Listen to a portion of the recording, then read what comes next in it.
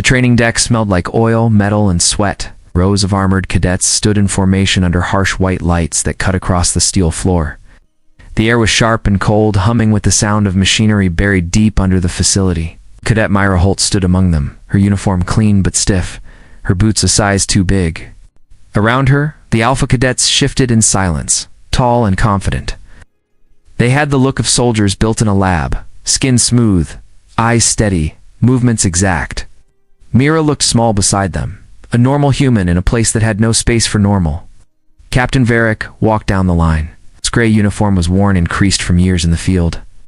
He stopped in front of Mira, reading the data on his wrist display. His eyes narrowed. "Cadet Holt, you are unmodified," he said flatly. "No implants, no gene sync, no neural core." "How did you end up here?" she answered, voice low. "System draft, sir. Didn't apply." Behind her, someone snorted. Another cadet muttered, "Farm mistake." Laughter rippled down the line. Varric let it go on for a moment, then barked, "Enough."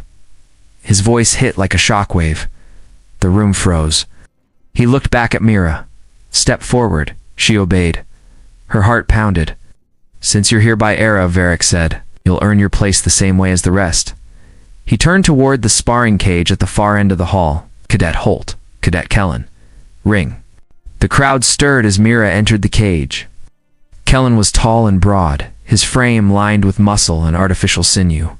His eyes glowed faintly blue from the implants in his skull. He grinned. "I'll make it quick." The bell rang. Kellen came fast, his movements mechanical and smooth. His first strike hit her side hard enough to drop her to one knee. Pain shot through her ribs. She heard laughter outside the cage. Her head rang. She got up. He swung again. She ducked barely. Another hit grazed her shoulder. He didn't stop. Every punch landed with brutal precision. Every move perfect. Then something inside her changed. The noise faded. Her breathing slowed. Every motion around her became clear and sharp. Kellen raised his arm for another strike. She stepped in close, turned her hip, and kicked. The sound was deep and heavy, like metal breaking.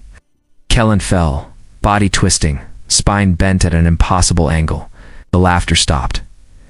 Mira stood still, her leg trembling, her face blank. The silence in the room was heavier than the hit itself. Varric walked forward, eyes locked on her. "Medical, get him out," he ordered. Then his voice dropped low, almost curious. "Holt, stay where you are." She swallowed hard, hands shaking. Varric didn't blink.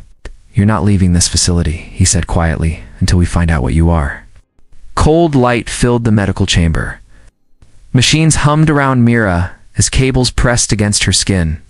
She sat on a metal chair, with straps on her wrists, her pulse showing red across a small screen.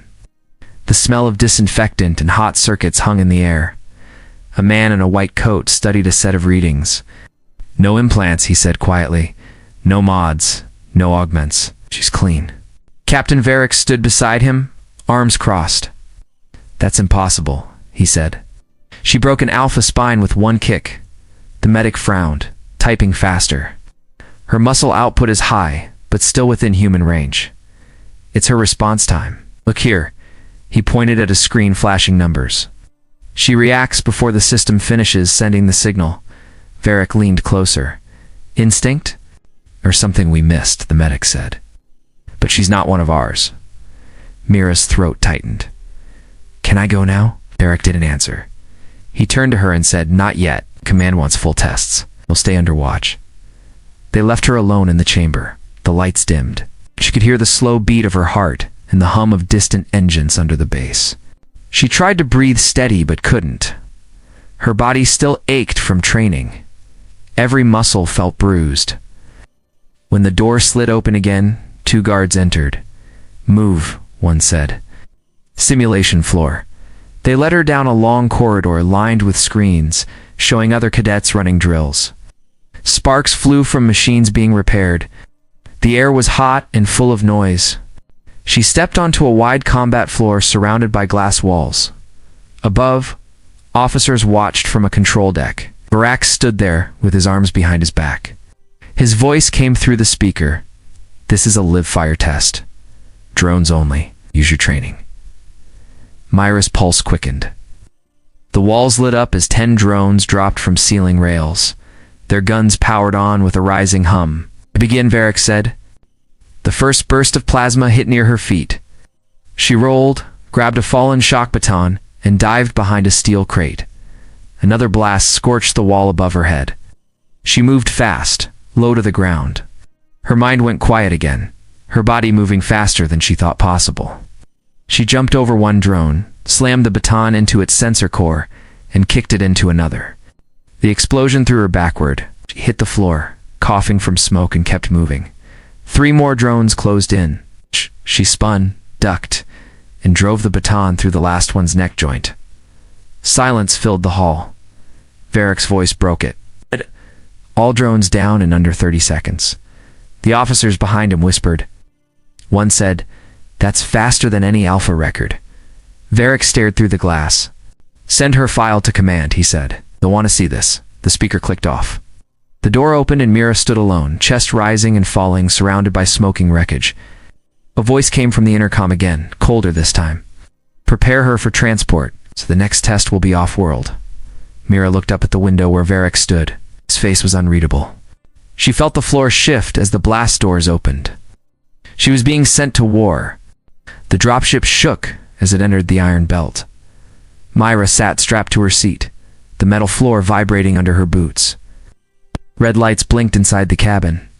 Outside the window, she saw a stretch of broken rock and burning colonies drifting in black space. Across from her sat 5 soldiers in dark armor. They looked older and stronger, their faces calm and cold. The squad leader, Lieutenant Kane, leaned forward. "You're the new cadet command sent?" "Yes, sir," Mira said. He studied her. "You don't look like much."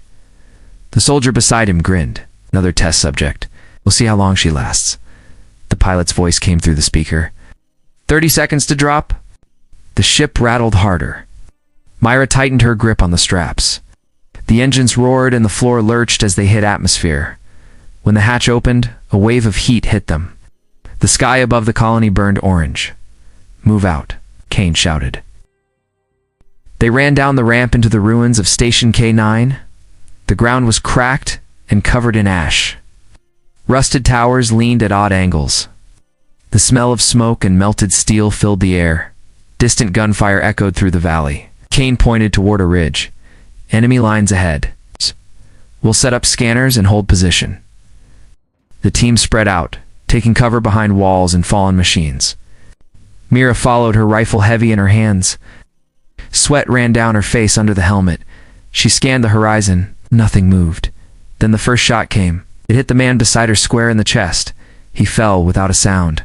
Contact left. Someone yelled. Gunfire erupted. Blue plasma bolts tore through the air, cutting through walls and armor. The squad scattered for cover. Mira dropped behind a crate as explosions ripped across the field. The sound was deafening. Kane crawled next to her, blood running down his arm. "We're pinned. Call for evac." The radio hissed with static. No response. 2 more soldiers went down. The last one screamed as the blast wave hit him. Mira's ears rang. She looked at Kane. He tried to stand, but another shot dropped him. Smoke filled the air. The ridge ahead glowed with enemy fire. Mira pressed her head against the ground, shaking. Her heart pounded so hard she could hear it over the noise. Then she saw a control panel half buried in debris. A damaged energy line ran straight through it. She pulled the wire, rerouted the power, and watched sparks flash. The ground shook as fuel tanks ignited down the valley. The blast swept across the ridge, wiping out everything in its path. Silence followed. The fire burned red across the ruins. Mira stood slowly, covered in ash.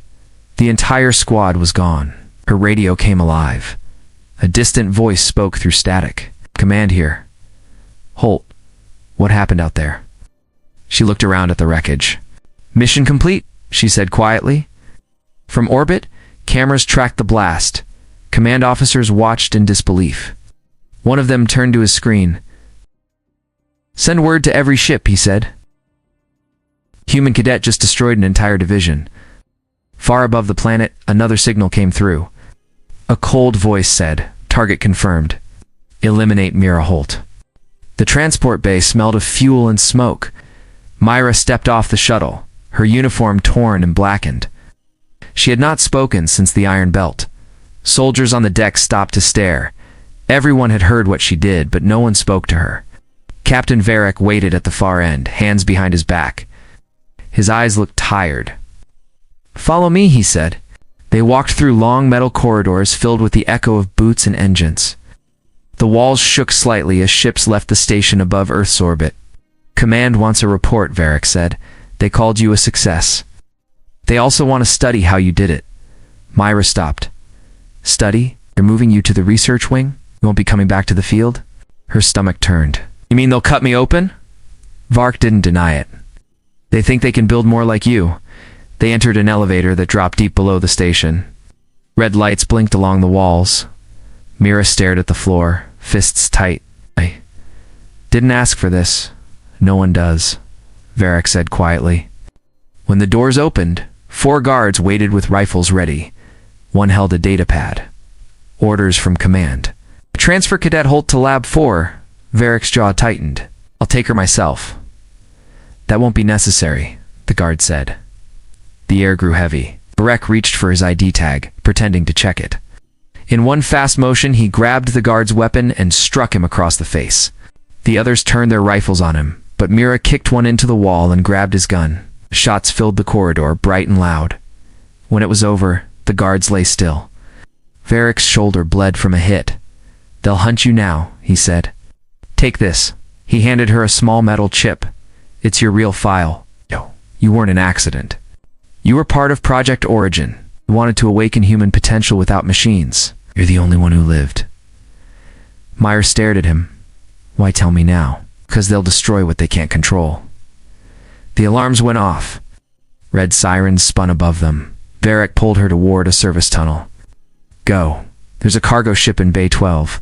Get off this station." She hesitated. "Come with me." He shook his head. "They'll expect to. I'll cover your trail." He ran back toward the hall as armed troops poured in. Mira turned and sprinted through the tunnel. Gunfire echoed behind her. When she reached the bay, she saw the open hatch of a cargo ship. The engines were already on. She jumped inside and hit the release. The ship launched into the dark. Myra looked back through the viewport. The station behind her burned with flashes of gunfire. She touched the chip in her hand. It showed a name and a target. Dominion command ship, Iron Wolf. Her face hardened.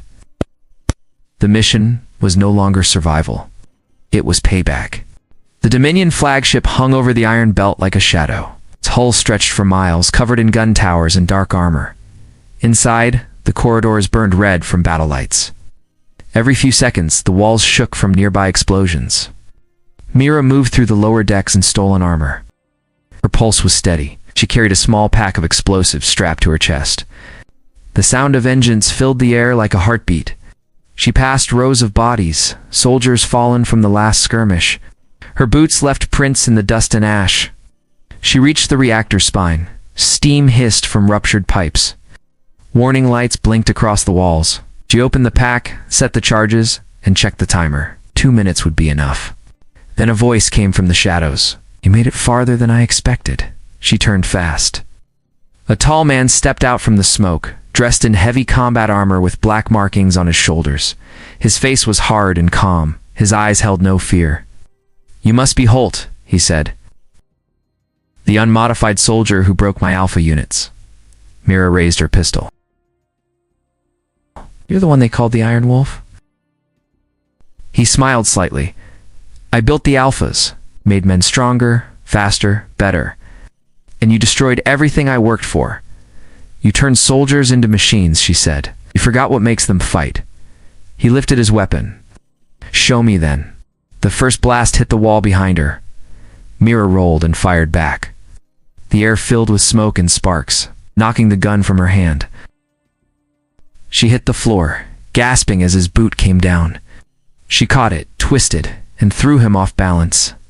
They crashed into a pipe that burst with hot vapor. He swung a steel bar from the floor, hitting her shoulder. Pain shot through her arm. She stumbled but didn't fall. He came again, faster this time. She ducked and kicked low, hitting his knee. Metal cracked. He dropped, caught himself, and swung again. She blocked with her forearm and drove her elbow into his neck. The hit slowed him, but he pushed through it, grabbing her by the throat. "You're only human," he said. She forced a breath. Exactly. Her knee came up hard, driving into his chest plate. The sound was sharp and final. The armor bent inward. I fell back, gasping, unable to move. The alarms screamed. The charges were live. Myra limped to the control panel, hit the transmitter, and opened a channel to command. Her voice was steady. "This is Cadet Myra Holt. Mission complete. Tell them we don't need enhancements. We only need will." The countdown reached 0. The ship exploded across the iron belt, a bright fire cutting through the dark. Days later, recovery crews found a fragment of her dog tag fused into melted metal. There was no body. Months passed. New cadets entered training, whispering her name before drills. They said she wasn't dead. They said she became the fire that ended the war.